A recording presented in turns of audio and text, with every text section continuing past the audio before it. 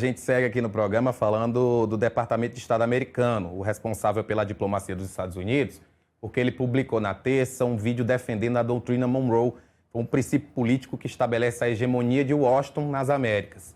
A doutrina foi utilizada pelo Donald Trump para justificar a invasão na Venezuela, que terminou na captura do ditador Nicolás Maduro, levado à força para os Estados Unidos sob acusações de tráfico de drogas.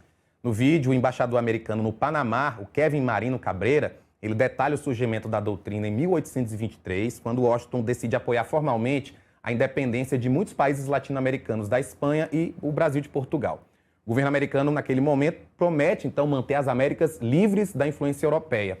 Só que, como a Marinha dos Estados Unidos não tinha força para fazer valer essa doutrina, se tratou aí de uma declaração simbólica nas suas primeiras décadas de existência. Isso mudou na segunda metade do século XIX, quando os Estados Unidos vivem aí um crescimento econômico grande, proporcionado pela industrialização, imigração massiva e a expansão ao oeste. Olha, esse Cabreira é um delinquente, é um cara que é da segunda geração ali dos cubanos de Miami. Porque todo cubano de Miami é delinquente? Não, mas um monte é. Né? Porque sob o pretexto de combater Fidel Castro, muitos se entregam ao banditismo, inclusive ao banditismo ideológico.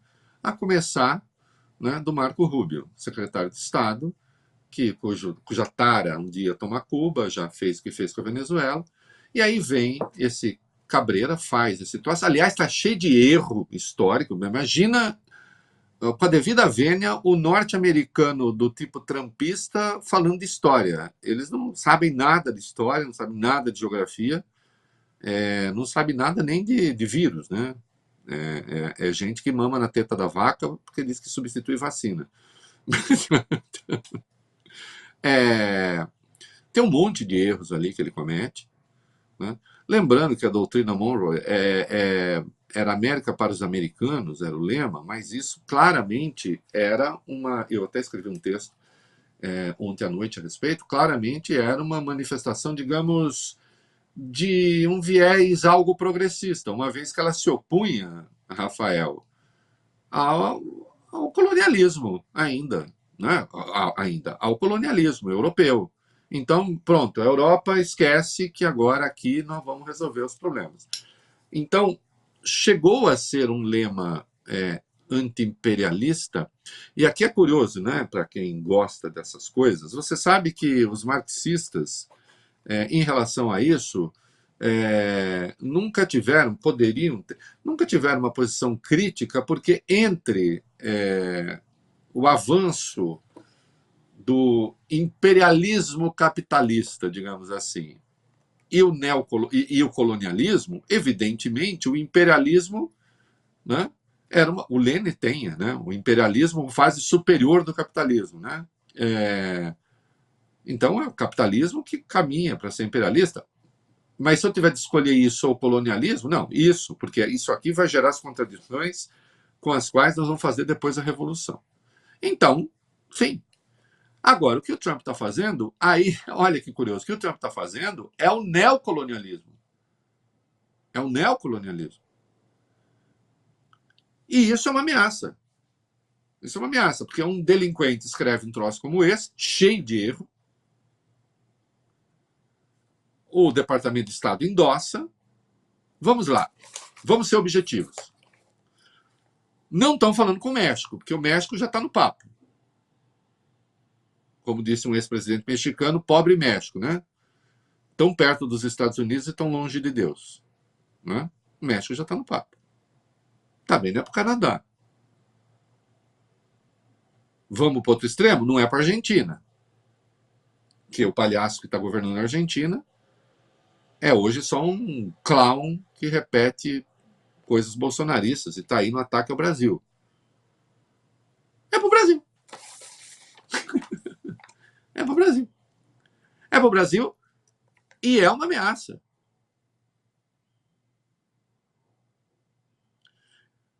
Quando o Itamaraty, lá atrás, com aquelas decisões dos Estados Unidos, as organizações criminosas passam a ser organizações terroristas, especialmente designadas, e isso tem a ver com o Departamento do Tesouro, que pode punir empresas, e também se dedica ao terrorismo internacional, e aí diz respeito ao Pentágono e também pode expor o Brasil, inclusive, a ações da CIA, que podem estar em curso agora, já que as ações da CIA não têm aviso. Diz, oh, dá licença aí, eu vou entrar aí para fazer. Não é assim que funciona. Né? O Itamaraty alertou para isso e foi acusado de estar fazendo, olha, Itamaraty fazendo, exagerando. Isso aí deve ser ignorado. Eu acho que o Trump pretende invadir o Brasil. Acho que não. O Brasil não é Venezuela, o Lula não é Maduro. Certamente as coisas são mais complicadas. Agora, alguém, por um acaso, diz assim, não, de Trump eu entendo, eu sei que isso ele não fará. Quem diria isso? Né? Tudo bem, ele é conhecido mais por chutar o traseiro de aliados do que daqueles que se opõem a ele.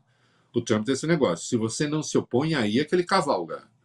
Né? Aí é que ele decide ser cavalcante e o outro cavalgar. Né? Para ficar numa imagem importante em Pernambuco. Né? Aí sim. Mas ignorar que mais uma ameaça foi feita, né? E que, mais uma vez, se evidencia que a eleição será, sim, também entre, e necessariamente, entreguismo e soberania. Flávio já escolheu o lado dele, mas isso não é porque eu quero, é porque ele escreveu. Convido a que leiam um documento que ele enviou aos Estados Unidos. Vocês encontram. 84 páginas de puro entreguismo. Assim, mas com gosto mesmo.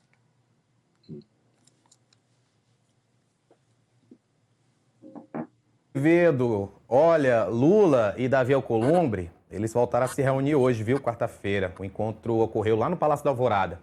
Um parlamentar que está a par dos detalhes da reunião afirmou ao jornal o Globo que o saldo foi bastante positivo.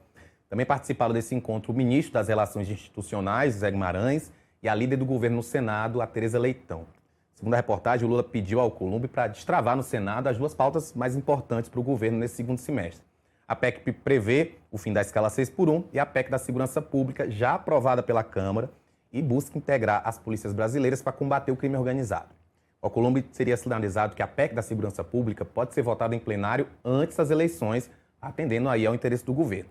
Quanto à PEC da 6x1, o provável, de acordo com o conversado na reunião de hoje, é que a tramitação seja destravada, mas sem indicação de que poderia ser votada ainda em 2026.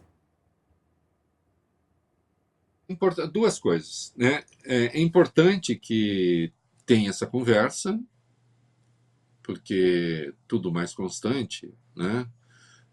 O Alcolumbre pode, porque tem a mudança de legislatura, ele pode concorrer de novo à presidência do Senado, seu terceiro mandato.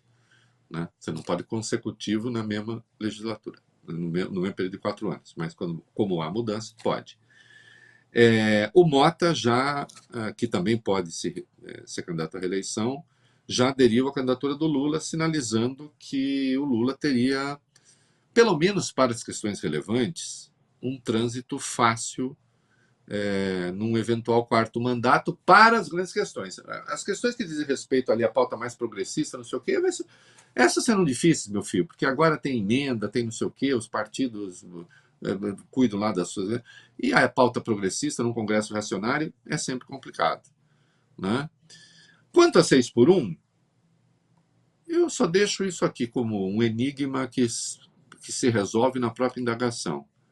Para o Lula, no que diz respeito à campanha, é melhor a 6x1 já estar aprovada ou estar por ser aprovada? Porque a ele restará fazer a defesa dessa proposta que caiu no gosto dos brasileiros. Aí eu pergunto, e seu adversário?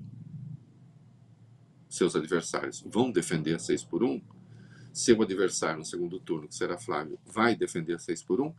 Então, para o Lula, não está aprovada a 6x1, me parece que, pronto, resolve o enigma. É até melhor. Né? Amanhã estaremos de volta e sem queda de nada. Amanhã vai ser